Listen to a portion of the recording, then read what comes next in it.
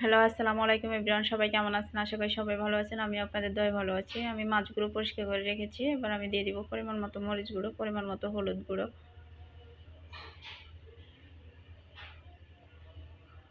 পরিমাণ মতো ধনিয়া গুঁড়ো,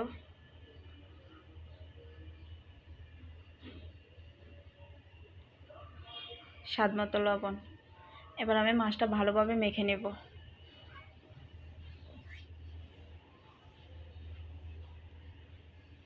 মাছটা মাখা হয়ে গেলে আমি 10 মিনিট রেস্টে রেখে দেব।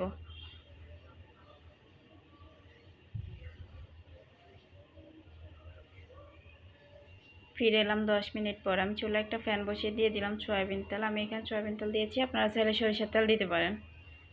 তেলটা গরম হয়ে গেছে। এ পর্যায়ে আমি মাছগুলো দিয়ে দিব। আমি এক পিস করে সবগুলো মাছ দিয়ে দিব।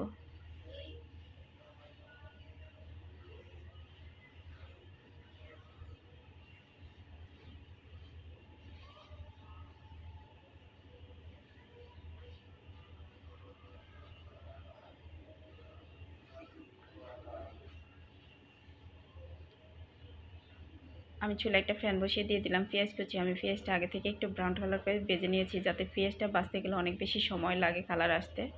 আমি 2-3 পিস কাঁচামরিচ দিয়ে দিয়েছি। এ পর্যায়ে আমি দিয়ে দিব বেশি করে রসুন বাটা।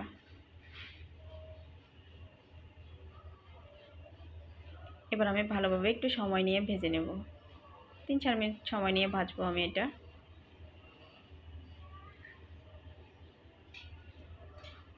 আমি দিয়ে দিব হাফ চা চামচ মরিচ গুঁড়ো, হাফ চা চামচ হলুদ গুঁড়ো, হাফ চা চামচ ধনিয়া গুঁড়ো, হাফ চা চামচ লবণ। যেহেতু আমি মাছটা আগে থেকে মশলা দিয়ে মেখে রাখছি, তাই এখন কম কম দিচ্ছি। এবার আমি একটু সময় নিয়ে এটা কষাই নেব। আমি এখানে কোনো পানি ইউজ করব না।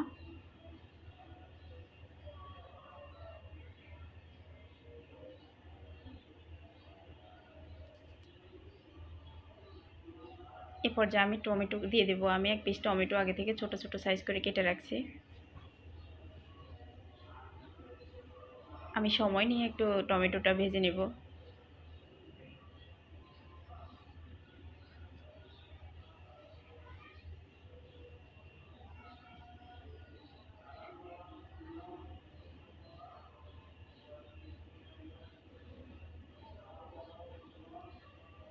আমার এক পিঠ মাছ ভাজা হয়ে গেছে। আগে আমি অপর পিঠ মাছও সেমভাবে ভেজে নিচ্ছি।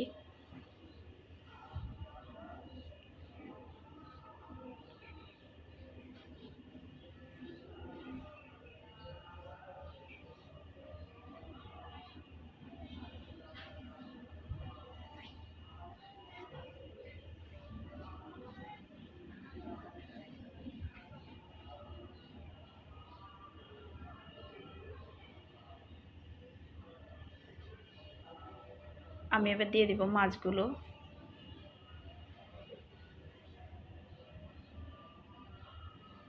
এবার আমি সময় নিয়ে মাছটা ভালোভাবে কষাই নেব তেলের উপরে।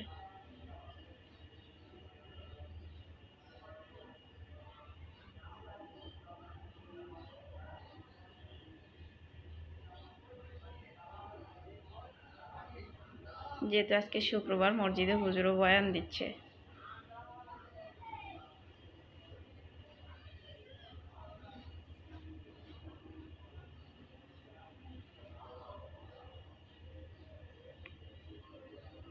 প্লিজ সবাই আমার চ্যানেলটা সাবস্ক্রাইব করে দেবেন।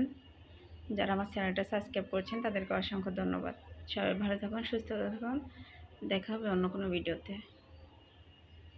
আল্লাহ হাফেজ। প্লিজ সবাই আমার পুরো ভিডিওটা দেখে তারপরে লাইক কমেন্ট শেয়ার করবেন।